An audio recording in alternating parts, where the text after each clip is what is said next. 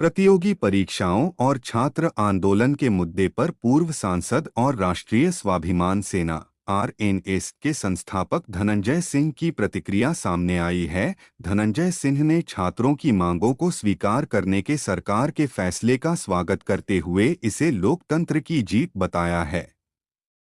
पूर्व सांसद धनंजय सिंह ने कहा कि जब भी प्रशासनिक स्तर पर अव्यवस्था या कमियां उत्पन्न होती हैं, तो उनका समाधान केवल दो ही रास्तों, सदन या फिर सड़क से संभव होता है। जब समस्याओं का समाधान संस्थागत तरीकों से नहीं हो पाता, तब आम जनता और छात्र सड़कों पर उतरने के लिए मजबूर होते हैं। धनंजय सिंह ने आंदोलन के स्वरूप को रेखांकित करते हुए स्पष्ट किया कि यह प्रदर्शन किसी राजनीतिक दल द्वारा प्रायोजित नहीं था। इसमें वे छात्र और उनके परिवार खुद शामिल हुए थे, जो व्यवस्थागत कमियों की वजह से पीड़ित थे।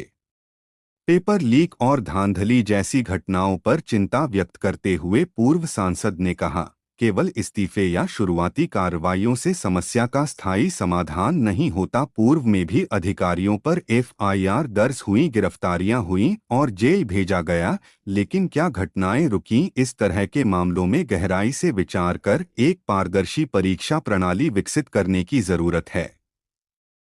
उन्होंने सरकार द्वारा छात्रों की बात सुने जाने और उनकी मांगों को स्वीकार करने के कदम को सराहनीय बताया। उन्होंने कहा कि लोकतंत्र में सरकारें जनता से अलग नहीं होती, इसलिए नागरिकों को संयमित व लोकतांत्रिक तरीके से अपनी बात रखनी चाहिए और सरकार को भी जनभावनाओं की कदर करते हुए फैसले लेने चाहिए।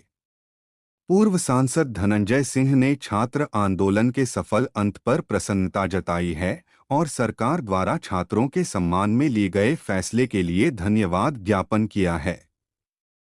सरकार जनता के सामने जनता की बात मांगनी है।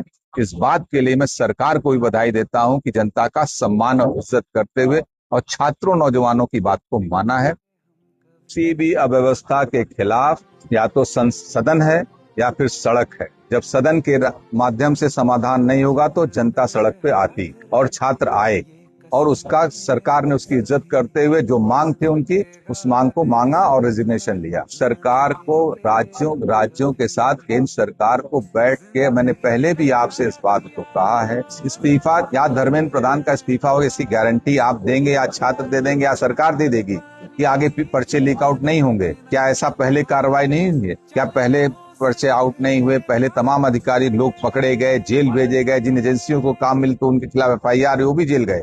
क्या उसके बाद रुक गई घटनाएं? मैं नहीं करनी मिलता कभी कहीं भी हो सकती है। समाज तो यही है, कोई बाहर से अमेरिका से आके तो पर्चा लीक आउट कर नहीं रहा ना, किसी भारत का ही नागरिक तो कोई कर रहा है। हमारे ही आपके जानने वाले किसी न कोई होगा इस तरीके का काम कर रहा है। कोई श्रीलंका या बांग्लादेश या पाकिस्तान से आके पर्चा नहीं आउट कर रहा है। ये तो हमें नागरिकों को भी सोचना पड़ेगा। देश के सामने एक सबसे बड़ी चुनौती है एक अच्छा इंसान, एक अच्छा नागरिक बनाने के लिए। यहाँ आम लोग, जो आम आदमी, जो आम बच्चे अब परीक्षा में अपियर किए थे, जो इस तकलीफ से जूझ रहे थे, जो पीड़ा में थे, उनका परिवार वो स्वयं उठ के चले आए वहां पर। इसलिए किसी पार्टी का मूवमेंट नहीं था। हाँ, राजनीतिक दलों ने जरूर उसका लाभ उठाने का प्रयास किया होगा, एक अलग विषय, लेकिन ये एक विशुद्ध रूप से मुझे जो देखने को मिला है, एक पीड़ित परिवारों का यह आंदोलन था। और ऐसे आंदोलन निश्चित रूप से, मैं इस बात का पक्षधर भी हूँ, जब भी कोई इस तरीके की समस्या अपियर हो, जनता को अपनी बात उठानी चाहिए। अपनी ही सरकार है, सरकार कोई बाहर की नहीं है। अपनी सरकार के सामने जोरदार तरीके से अपनी बात रखनी चाहिए।